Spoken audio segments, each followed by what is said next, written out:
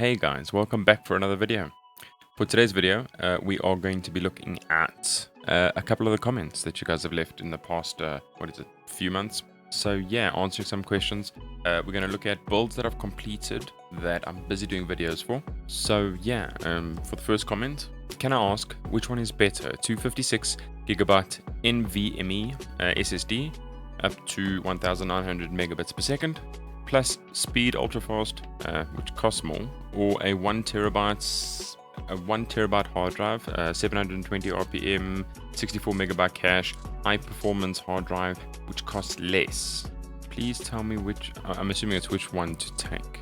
Okay, so it usually depends on what you're planning on doing with it. Obviously, the 1 terabyte hard drive is better for storage, game storage.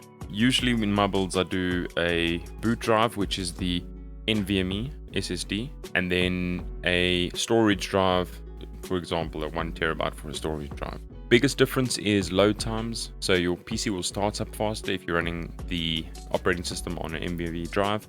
I'd honestly go for both. What you can do is get the one first and then get the other one later. A lot of times, I mean, even when I started, I would have gone for the 1 terabyte first and then gone for the NVMe drive at a later stage. One or the other. Obviously, the problem is with the SSD is that, number one, they're expensive and you're not going to fit a lot of games on it. I mean, that 256 won't even...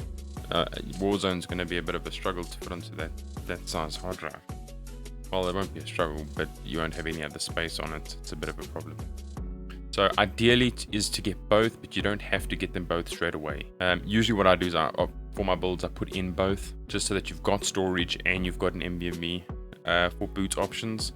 And then recommend at a later stage, because you can get a 120 gig drive at a cheaper price. So even if you get one per game, I think they're 350 Rand at the moment. 350, 390 for a 120. Obviously, it's better to go for the higher capacities because it's like 100 Rand more when you get a 256 standard drive. So this is not the M.2s, this is a normal NVMe. And then slowly but surely you just increase as you go along. And then a comment from Robin. The videos are helpful, but could you inform me more of the second-hand market for parts in SA? Yeah, it's a bit of a tricky one. I usually buy from Facebook Marketplace, but there is a website called Carbonite, which has got a lot of tech-savvy guys on it, and they sell, I mean, very good prices on there. But most of my stuff comes from Facebook Marketplace. The only reason why I use Facebook Marketplace, or I prefer to use Facebook Marketplace, is because of its layout, and apart from that, you're able to access a person's information. So you can see, you click on the person, a lot of times you can see their profile, you can see if they're legit or not. That sometimes helps. Obviously it doesn't rule out all of the issues with buying from Facebook Marketplace, but at least you know that there's someone there. You can kind of figure out a little bit more information about the person that you're buying from. That's easy enough. And I also find that with Facebook Marketplace, you get a lot of photos and you can always request photos, which means you can see the items that you're buying, and that also helps a fair amount. So yeah, mostly Facebook Marketplace. It's one of the easiest things to look at and work through for me. So, and I can search in my area, it doesn't have to be far away, and so on and so forth. So yeah, that helps me a lot. Okay, from Tropical Ninja.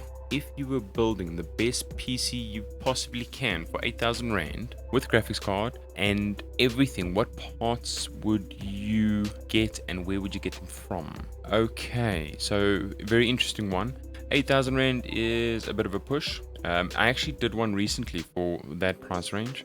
Let's have a look. All right, so we're going to go Facebook Marketplace because I actually sold it, I think, 2 weeks ago. All right, so this is on my Facebook Marketplace. So budget 8,000. I managed to build this for, well, they're 8,500, and I think for the price of it, I actually built it for about 7.5, 7.8. So pretty basic PC. The case I had lying around, someone got hold of me and said they wanted a build, and this was the build that I put together. New power supply. The graphics card I got for a very good price. So specs for the PC.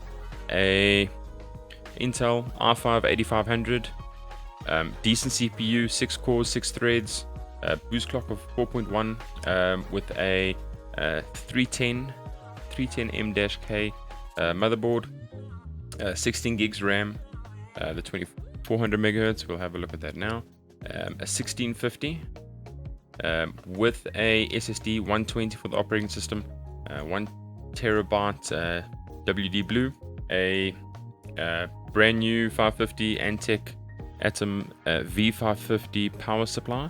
If you are looking for a power supply, 550 watt, have a look at a company called Gear here. If you haven't heard of it, they've got very good prices on their power supplies at the moment, especially this one.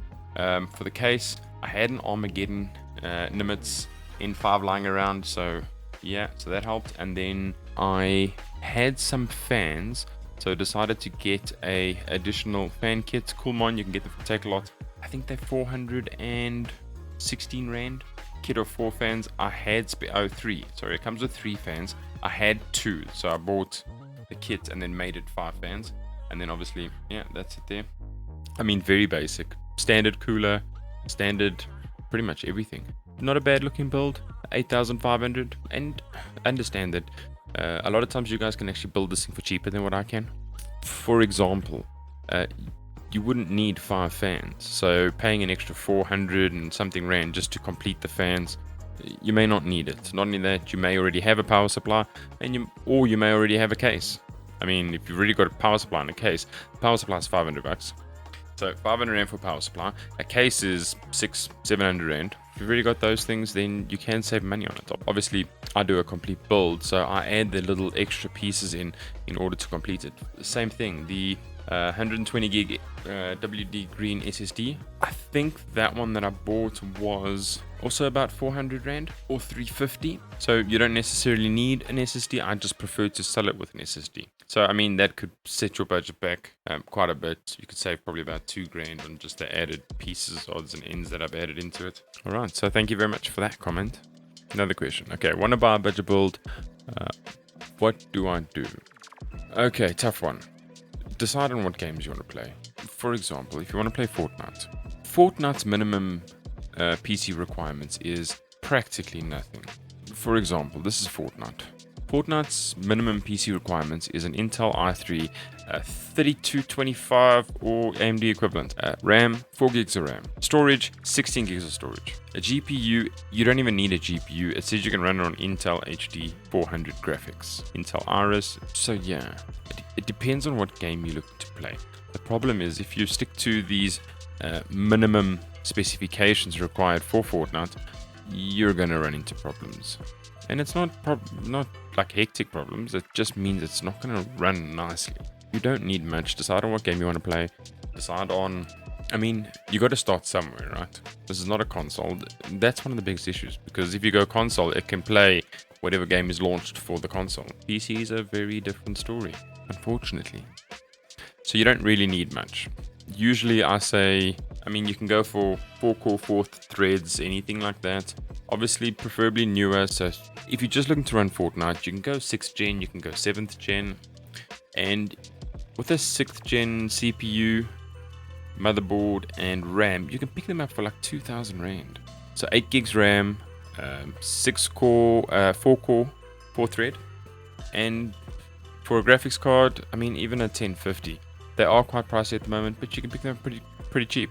There's one that I'm busy selling at the moment. So, for instance, basically I bought a PC and I'm busy rebuilding the PC to spec it out the way that I'd like it spec'd, so that I can sell it. And from the PC, I had spare components. So, this type of thing. So, this is a kit that I'm busy selling. 3,000 rand for a Ryzen upgrade kit. And I mean, but it's a Ryzen 3. The CPU, it's a Ryzen 3 3100. It's a 4-core 8-thread processor, max boost 3.9, base clock 3.6. So this type of CPU is equivalent to an i7 6th gen and down. So even 7th gen. It's not the K. So Intel's got the K variant, which is the overclocking variant. But this will outperform any 5th gen from any i5 5th gen and down. And I mean, if you look around, you can find them for pretty cheap. With that, 2 sticks of 4 gig DDR4 RAM and an A320 motherboard. I mean, as simple as that, 3,000 Rand and you're good to go. A lot of times, why in some instances you'd be able to build a PC for cheaper than what I would be able to, because so let's say you have a case, then you don't have to spend that extra 500 Rand to buy yourself a case. You've got a motherboard, CPU and RAM. If you've got DDR4, you can use it for one of the newer boards and upgrade. If you don't, well, you sell it off as an upgrade kit. But on my side, for example, I've got a kit like this.